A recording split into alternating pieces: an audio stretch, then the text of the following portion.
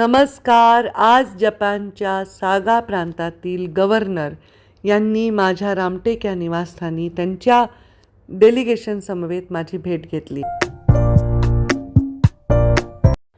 त्यांच्या दृष्टीने गव्हर्नर हे त्यांच्या राज्यातील सर्वोच्च पद आहे आणि गव्हर्नरचा प्रोटोकॉल हा फार मोठा आहे. त्यामुळे त्यांचं येणं हे आपल्या राज्याच्या भवितव्याच्या दृष्टीने देखील खूप चांगलं आहे.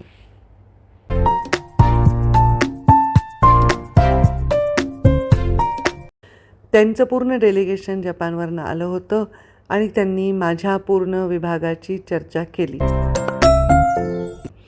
त्यांचा मुख्य हेतू हा एन्व्हायरमेंट होता.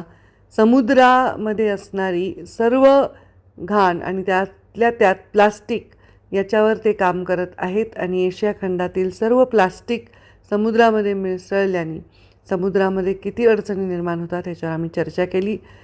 त्याबद्दल त्यांच्या देशामध्ये जे काम चाललेलं आहे त्यासाठी त्यांनी मला निमंत्रण दिलेलं आहे की जूनमध्ये जपानमध्ये जाऊन आपण ते बघावं की जे काम त्यांनी समुद्राला प्लास्टिक विरहित करण्यासाठी केलेलं आहे. त्यांचं ते निमंत्रण आम्ही स्वीकारलं. त्याचबरोबर पशुसंवर्धन खात्याबद्दल आणि एन्व्हायरमेंटच्या आमच्या वेगवेगळ्या प्रयोगांबद्दलही त्यांच्याशी चर्चा केली.